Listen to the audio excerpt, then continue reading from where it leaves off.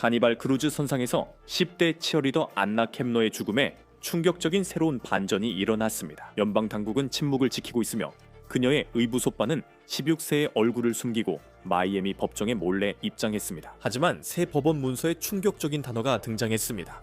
살인입니다. 저희 로우 앤 크라임에서 이 사건을 다룹니다. 저는 크리스 스튜어트입니다.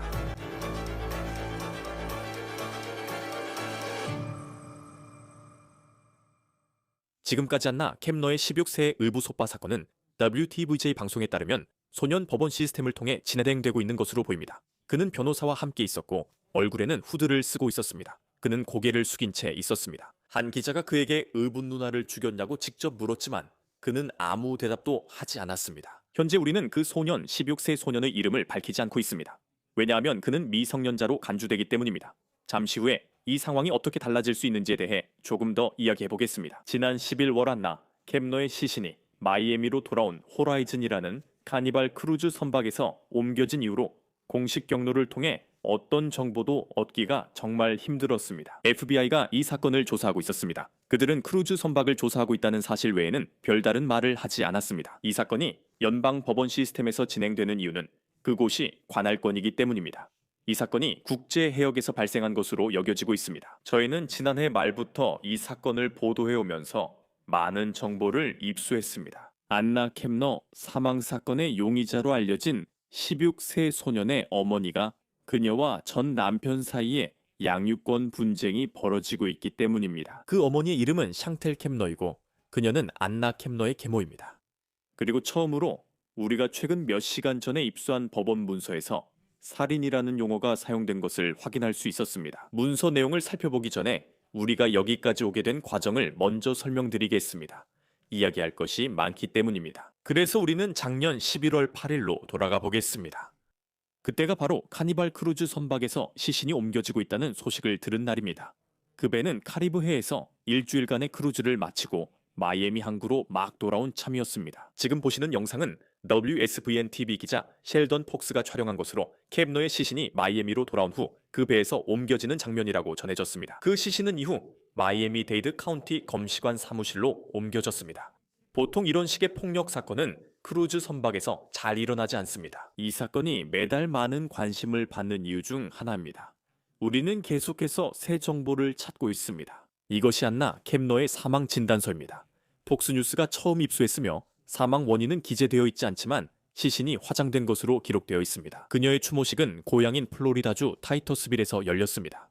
이곳은 올랜도 동쪽에 있으며 검시관은 사망 방식을 타살로 판정했습니다. ABC 뉴스는 가족들과 연락했고 가족들은 안나가 암바라는 목을 조르는 기술로 사망했다고 전했습니다. 18살인 안나 켐너는 플로리다주 타이터스빌 출신으로 마이애미에서 북쪽 몇 시간 거리입니다. 그녀는 재혼 가정의 일원으로 카니발 크루즈에 탑승했습니다. 이 크루즈는 가족이 한자리에 모여 새로운 전통을 시작하는 축하의 자리였습니다. 안나의 아버지인 크리스 켐너는 샹텔 허드슨이라는 여성과 결혼했고 그녀는 이제 샹텔 켐너로 불립니다. 이제 샹텔에게는 자녀들이 있는데 그 중에는 16세 소년도 있습니다. 그의 신원을 보호하기 위해 법원 기록에서는 TH로만 표기되어 있습니다. 그리고 그 소년이 안나 켐너 살인 사건의 용의자로 지목됐습니다. 안나는 곧 고등학교를 졸업할 예정이었고 군입대 가능성도 있었습니다. 그녀의 희망은 언젠가 고향에 돌아와 경찰로 지역사회에 봉사하는 것이었습니다. 이는 가족이 언론에 밝힌 내용입니다. 그녀의 조부모는 ABC 뉴스에 크루즈 여행이 순조롭게 진행됐다고 밝혔습니다.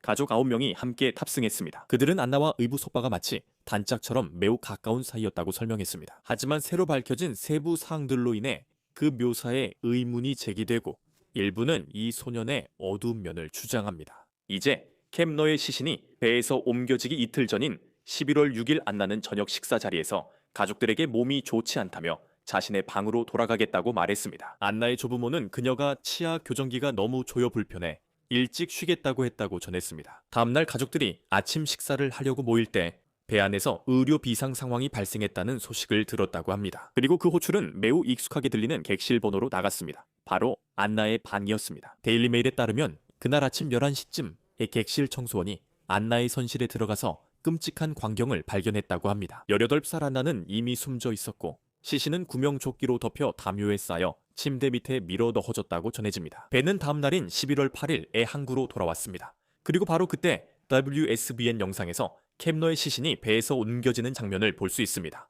그 이후로 조사에 대해 공개된 정보는 최소한으로 제한되어 있었습니다. ABC 뉴스와의 인터뷰에서 안나의 조부모는 안나의 방에 들어가는 것이 목격된 유일한 다른 사람이 16살 된 그녀의 의붓동생이었다고 말했습니다. 그리고 그 의붓동생, 법원 기록상 TH는 그 방 안에서 무슨 일이 있었는지에 대해 자세한 기억이 없다고 진술한 것으로 전해졌습니다. ABC에 따르면 16살 소녀는 자신의 말로 무슨 일이 있었는지 기억나지 않는다고 말했다고 합니다.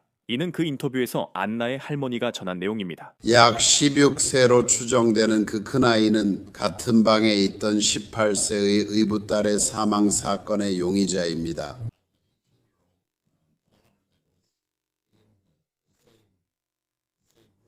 지금 보시는 장면은 안나의 계모이자 현재 살인 혐의를 받고 있는 그 소년의 친어머니가 관련된 양육권 심리에서 나온 순간입니다. 이 사건은 안나의 사망 사건 수사와는 관련이 없지만 이 양육권 분쟁이 이 이야기를 따라가는 데 중심이 된 이유는 이 분쟁이 바로 이 크루즈에 탔던 재혼 가정의 구성원들과 아이들이 관련되어 있기 때문입니다. 그리고 연방 시스템에서 정보를 공개하지 않고 있지만 우리는 이 양육권 사건을 통해 새로운 정보를 알게 되고 있습니다. 지금 샨텔 허드슨은 전 남편 토마스 허드슨과 1년 넘게 이 양육권 분쟁을 벌이고 있습니다. 그리고 16세 소년 이 살인 혐의로 기소됐다는 보도가 나온 이후 토마스는 그 소년의 형제에 대한 양육권을 새로 신청했습니다. 이제 그 문서에 따르면 토마스 허드슨의 변호사는 상황에 중대한 그리고 예기치 못한 변화가 있었다고 말했습니다. 이는 당사자의 미성년 자녀인 BH에 대한 단독 양육권과 부모 책임의 즉각적인 이전이 필요하다는 것입니다. 그리고 이어서 이렇게 말합니다. 간단히 말하면 켐러 가족 소셜 미디어에 따르면 피고인 겸 어머니의 의붓딸이 안나 켐러라는 이름으로 언급된 것 같습니다. 그리고 피고인 겸 어머니와 청구인 겸 아버지의 아들인 TH에 의해 살해당했습니다. 피고인 겸 어머니와 현 남편이 크루즈 여행 중 아이들만 감독하던 때였습니다. 해당 문서는 처음으로 소셜 미디어 인용으로 내용을 제시합니다. 케프너 가족으로부터 2026년 2월 3일에 청구인인 아버지의 아들 TH가 플로리다 남부 지구의 미 연방 검사에 의해 TH는 안나 켐러에 대한 삭제된 혐의 및 살인 혐의로 기소되었습니다. 지금 그 문장에서 무엇이 편집되었는지는 불분명합니다. ABC 뉴스에 따르면 안나의 몸에서는 약물의 증거가 없었고 성폭행의 증거도 없었다고 합니다. 토마스 허드슨은 자신이 다른 미성년 자녀인 BH의 완전한 양육권을 받아야 한다고 말합니다. 이는 살인 혐의 때문만이 아니라 크루즈에서 안나 켐러의 계모와 그녀의 아버지가 주장되는 양육 방식 때문이기도 합니다. 이제 토마스 허드슨은 그들이 크루즈에서 미성년자에게 술을 마시게 했고 부적절한 생활 환경을 제공했다고 비난하고 있습니다. 보도에 따르면 켐러는 이번 크루즈에서 그녀의 의부소바와 방을 함께 썼다고 합니다. 토마스 허드슨은 또한 샹텔 허드슨이 약물 관리 부실을 했다고 비난하고 있습니다. 이 점은 앞으로 이 사건에서 매우 중요해질 수 있습니다. 이 양육권 분쟁에서 이전에도 이 문제가 제기된 적이 있는데 이번 크루즈에서 그 소년, 즉 타이턴 H 더터튼에게 약이 정해진 일정에 맞춰 투여되지 않았다는 주장이 있었습니다. 이것은 샹텔이 관련된 이전 양육권 심리에서 오간 대화인데 여기서 그녀가 충격적인 고백을 합니다. 들어보시죠. 에 관해서는 as far as 그에게 진단받은 질병이 있나요? 그는 ADHD가 있어요. 그가 ADHD 진단받은 지 얼마나 됐나요? 약 3, 4년 정도 되었어요.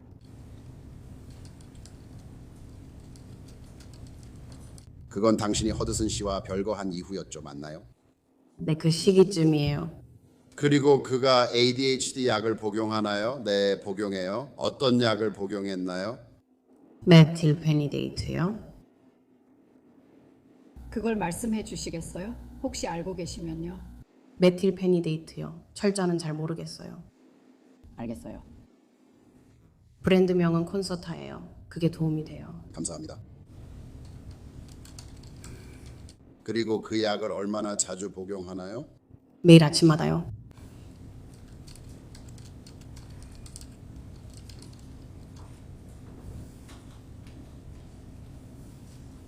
그리고 크루즈 여행에도 그 약을 가져갔나요? 네. 그는 밤에 먹는 약도 복용해요. 같은 약인가요? 아니요, 클로니딘이에요. 그건 무슨 용도인가요? 불면증이에요.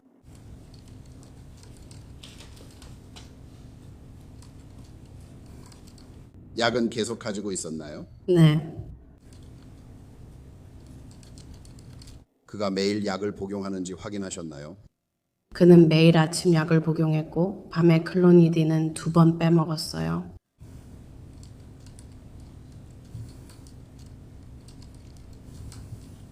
클로니딘도 직접 챙기셨죠? 네, 맞아요. 네, 죄송해요. 그가 약을 걸렀다는 게 무슨 의미죠? 무슨 일이 있었나요? 그가 약을 먹기 전에 잠자리에 들었어요. 이미 잠들어 있었어요. 그 목요일 밤도 포함해서요? 아니요, 목요일 밤이요. 그는 약을 먹지 않았어요. 제가 그보다 먼저 잠들었거든요. 그러니까 제가 제대로 이해하고 있는지 확인하려고요. 크루즈 여행 중에 그는 밤에 먹는 약을 2번 빼먹었어요. 그중 하루는 약을 먹기 전에 잠들어서 못 먹은 거예요. 그리고 다른 하루는 그 전날 밤이었어요. 제가 그보다 먼저 잠들었어요. 그래서 그는 전날 밤 약을 받지 못했어요. 네, 사건 전에 그는 받지 못했어요. 네, 알겠습니다. 모두 감사합니다. 보도에 따르면 이 16세 소녀는 ADHD가 있고 2가지 약을 복용 중입니다. 하나는 콘서타라고 불리는 약으로 아침에 복용하고 또 하나는 불면증을 위한 야간약인 클로니딘이 있습니다. 이 약들을 복용했는지 또는 복용하지 않은 것이 않나 켐너에게 일어난 일에 어떤 영향을 미쳤는지는 불분명합니다. 가장 최근 제출된 서류에서 토마스 허드슨은 켐너 가족이 의부청재에 관해 못을 받고 싶다거나 그를 매장에 버리고 싶다고 말했다고 주장했습니다. 토마스 허드슨에 따르면 이것은 켐너 가족이 소셜미디어에 올린 게시물에서 볼 수 있었다고 합니다. 토마스 허드슨은 16세 형제가 켐너 가족과 함께 사는 것은 옳지 않다고 말합니다. 그는 자신이 다른 카운티에 살고 있어 BH를 언론 감시에서 차단할 수 있다고 주장합니다. 이제 연방법원에서 살인 혐의로 기소된 것으로 알려진 TH라는 소년에 관해서는 그의 사건에 관한 모든 것이 비공개로 되어 있습니다. 그 이유는 그가 미성년자이기 때문이며 현재까지는 그런 방식으로 기소되고 있는 것으로 보입니다. 이제 앞으로 어떤 일이 일어날 수 있을지 더 이야기해 주실 분으로 플로리다 팜비치 카운티의 전주검사인 데이브 에렌버그 씨가 함께합니다. 항상 뵙게 되어 반갑습니다, 데이브. 로우 앤 크라임에 함께해 주셔서 감사합니다. 감사합니다, 크리스. 이 사건에서 많은 사람들이 갖고 있는 가장 큰 의문은 왜 미성년자로 다뤄지는가 하는 점입니다. 그는 16살입니다. 우리는 이런 사례를 많이 봅니다. 피츠버그에서도 비슷한 사건이 있습니다. 연방 사건은 아니지만 11살 아이가 살인 혐의로 성인 재판을 받고 있습니다. 그런데 이 사건에서는 이 소년이 16살임에도 불구하고 어떤 사람들은 그가 보호받고 있다고 느낄 수도 있습니다. 법원 기록에 따르면 살인 혐의로 기소된 것으로 보이는데 왜 그런 겁니까? 연방 시스템은 제가 온주 시스템과는 다릅니다. 그리고 연방 시스템에는 청소년이 성인 법정으로 이송되기 전까지 많은 보호 장치가 있습니다. 그래서 저는 그날이 결국 올 수도 있다고 생각합니다. 비공개로 여긴 행되는 절차들이 있습니다. 그리고 그 사람이 공식적으로 성인 법정에서 재판을 받게 될 사람으로 연방 절차를 거쳐 지정되기 전까지는 모든 것이 비밀로 유지될 것입니다. 이제 저는 결국 이 사건이 매우 주목받는 끔찍한 살인 혐의 사건이기 때문에 앞으로 더 많은 정보가 공개될 것이라고 생각합니다. 그리고 이 일을 저지른 사람이 12살 어린아이가 아니라는 점도 있습니다. 이 사람은 성인과 거의 비슷한 나이이기 때문에 저는 그가 성인으로서 재판을 받을 것이라고 생각하지만 아직 그렇게 되지는 않은 것 같습니다.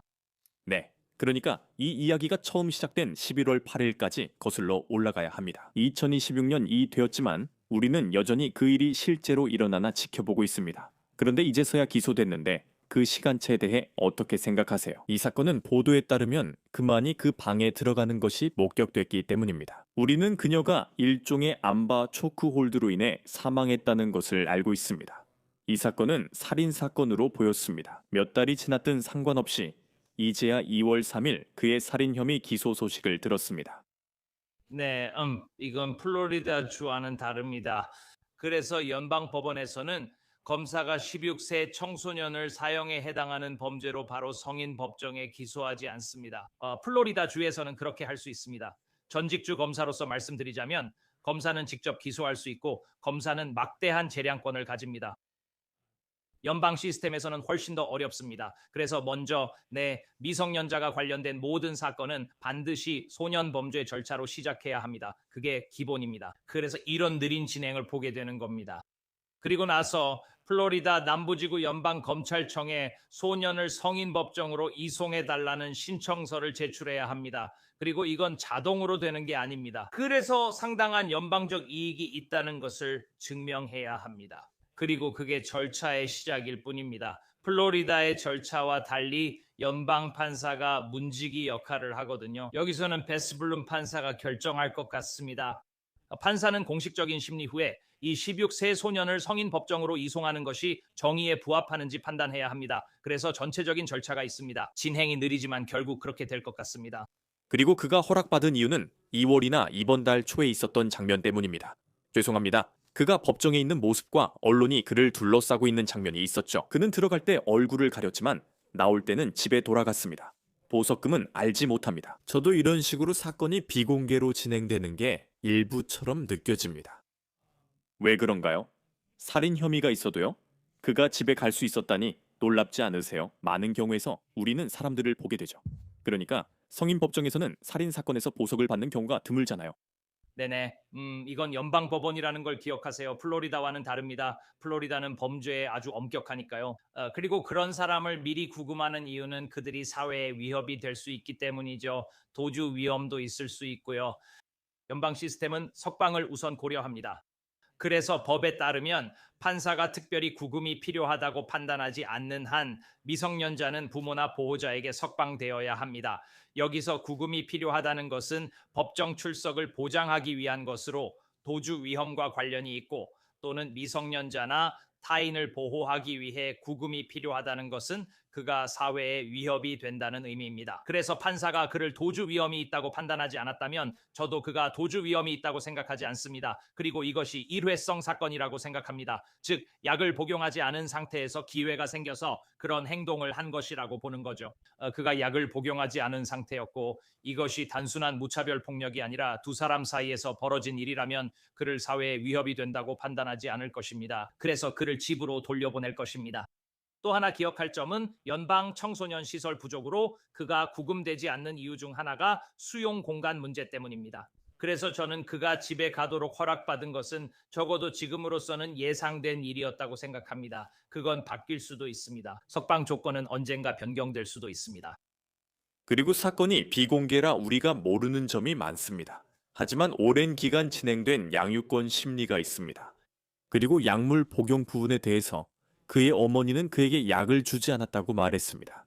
불면증 때문에 밤에 복용해야 하는 약이 있다고 하더군요. 그가 어떤 약을 복용하고 있었다면 그 사실이 현재 진행 중인 형사 사건에 어떻게 영향을 미칠 수 있을까요? 그가 양육권 심리에 있었는지는 모르겠지만 그 자리에서 ADHD와 불면증이 있다고 했습니다. 그가 다른 진단을 받았는지는 모르겠지만 만약 밤에 복용해야 할 약을 받지 못했다면 그런 사실이 이런 살인 사건에 어떻게 영향을 미칠 수 있을까요?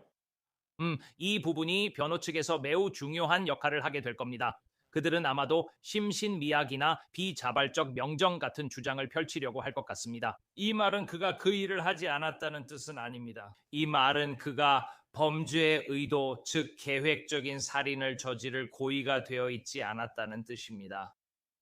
어머니가 약을 제공하거나 관리하지 못한 탓에 1급 계획적 살인보다는 덜한 범죄라고 주장할 것이라는 뜻입니다. 그러니까 그들은 그가 정신을 잃었다고 주장할 수도 있습니다.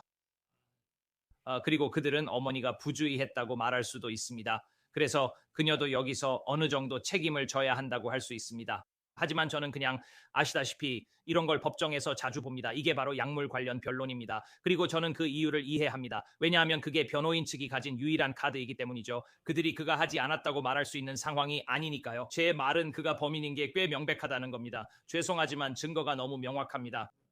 하지만 검사는 범죄의 물리적인 측면에 집중하게 됩니다. 예를 들어 편두통이나 ADHD 불균형이 있다고 해서 누군가를 기절시키는 치명적인 조르기 기술을 거는 법을 배우게 되는 건 아니잖아요. 그건 약간의 약물 불균형이 있다고 해서 일어나는 일이 아니잖아요.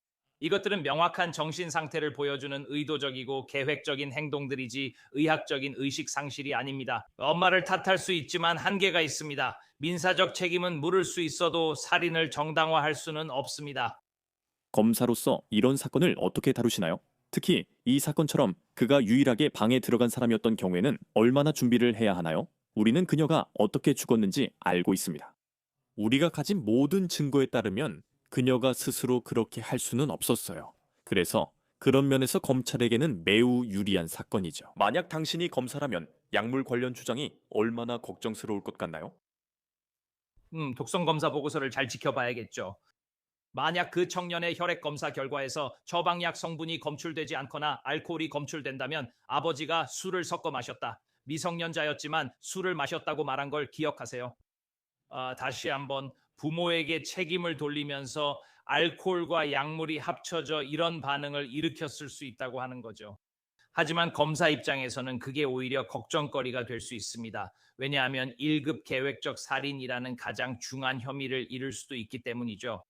하지만 그가 풀려날 걱정은 없다고 생각합니다. 여전히 더 낮은 혐의로 유죄 판결을 받을 수 있다고 보기 때문입니다.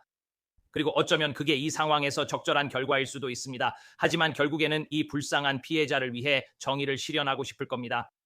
그리고 저는 검사로서 증거는 있는 그대로 받아들여야 한다고 생각합니다. 제 말은 그는 이 상황을 피할 기회가 충분히 있었습니다. 그는 그녀와 방으로 돌아가 자발적으로 그녀의 목을 졸랐습니다. 이후 그는 그 일을 기억하지 못한다고 했습니다. 하지만 아시다시피 이 남자는 피해자의 전 남자친구가 이상한 사람이라고 주장했던 그런 사람이었습니다. 그리고 이 남자는 약물 때문에 한 번만 기억을 잃은 게 아니라 시간이 지나면서 진짜 문제가 있었던 것처럼 보입니다.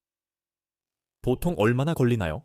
이제 그가 기소됐고 양육권 소송에 따르면 2월 3일에 그가 살인 혐의로 기소됐다고 하던데요. 그리고 지금 미성년자는 이 과정이 얼마나 걸리나요? 또 성인으로 기소되기까지 시간이 오래 걸릴 수 있다는 것도 알고 있습니다. 연방 시스템은 매우 느리게 진행될 수 있습니다. 저도 정확한 기간은 알지 못하지만 우리 모두를 답답하게 만들 수 있는 일입니다. 이 사건은 오랫동안 방치되어 있었고 우리는 정의가 실현되기를, 무슨 일이 일어나고 있는지 알게 되기를 기다리고 있습니다. 대신 우리는 별도의 민사 가족 소송에서 단서를 찾아야 합니다. 그래서 저도 언제가 될지 알지 못합니다. 상황에 따라 다르며 피고인이 신속한 재판을 요구할 수 있지만 이는 기소 이후의 일이라 이미 일어났을 수도 있습니다. 그래서 시기를 아직 알 수 없습니다. 그리고 만약 그가 그냥 가정해 봅시다. 물론 아직 갈 길이 멀다는 건 알지만 만약 그가 성인으로 기소된다면, 그리고 성인으로 유죄 판결을 받는다면, 특히 살인 혐의라면 그게 그러니까 종신형이 되는 건가요?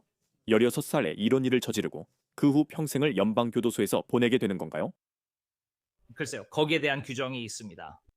일정 기간이 지나면 재심사를 받을 수 있게 해주는 규정이 있습니다. 우선 사형은 미성년자에게 적용될 수 없습니다. 그것은 위헌입니다. 그래서 그건 제외됩니다.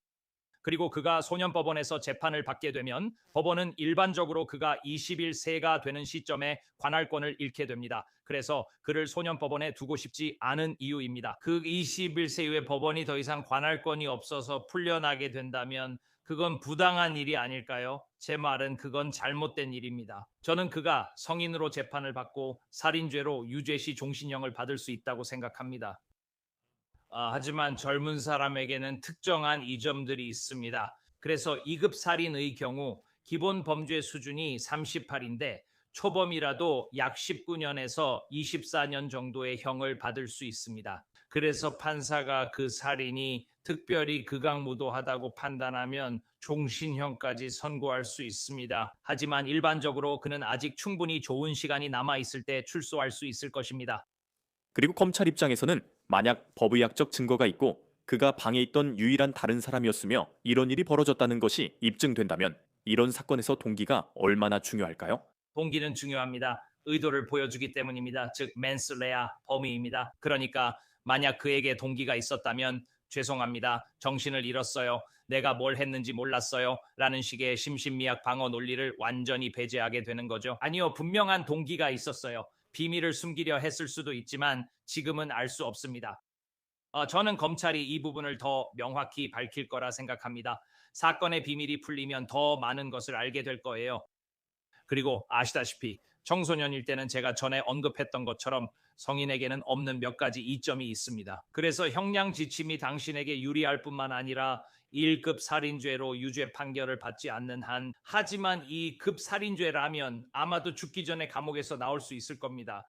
그리고 또 밀러 사건, 밀러 대 엘라베마 사건이 있는데 이 사건에서는 연방 법원이 청소년에 대해 특정 절차 없이 가석방 없는 종신형을 의무적으로 선고할 수 없다고 했어요. 그 사람의 과거도 살펴봐야 합니다. 어른들에게는 적용되지 않는 특정 특성들도 살펴봐야 합니다. 그래서 밀러 판결에 따르면 청소년은 자신이 종신형을 받아서는 안 된다는 주장을 할 수 있게 됩니다. 성인 사건에서는 하지 않아도 되는 여러 가지 다양한 요소들을 모두 검토해야 합니다. 그리고 그가 이 급살인죄로 유죄 판결을 받아도 양형 기준에 따라 종신형이 반드시 선고되진 않습니다. 그래서 저는 이 젊은이가 언젠가는 인생의 두 번째 기회를 얻게 될 거라고 예상하지만 몇십 년 동안 수감될 만한 죄목으로 유죄 판결을 받을 것이라고 생각합니다.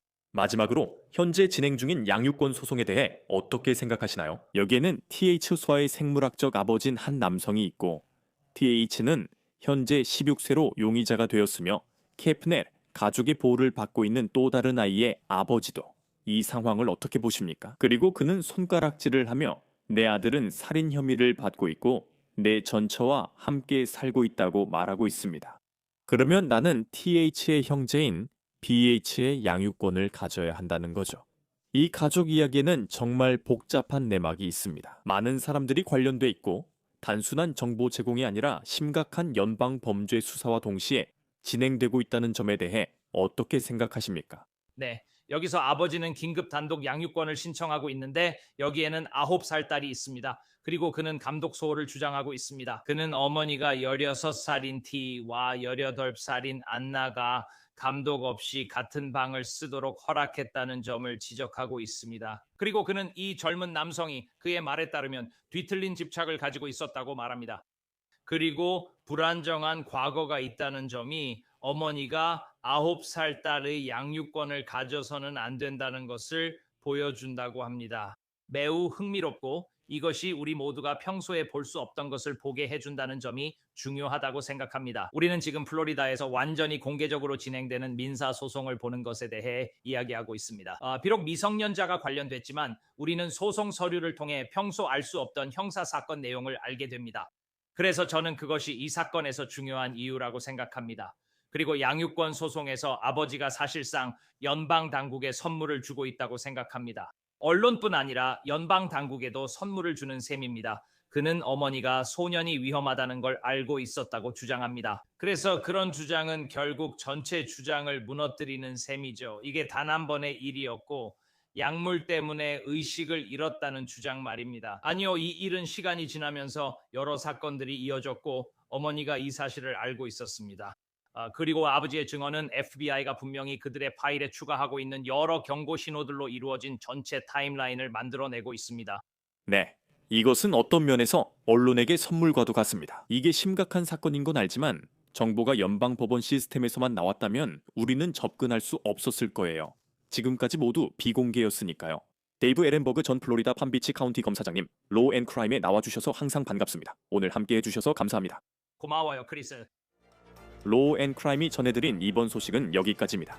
유튜브와 스포티파이에서 구독해주시고 이제 피콕에서도 스트리밍됩니다. 저는 크리스 스튜어트였습니다. 다음에 뵙겠습니다.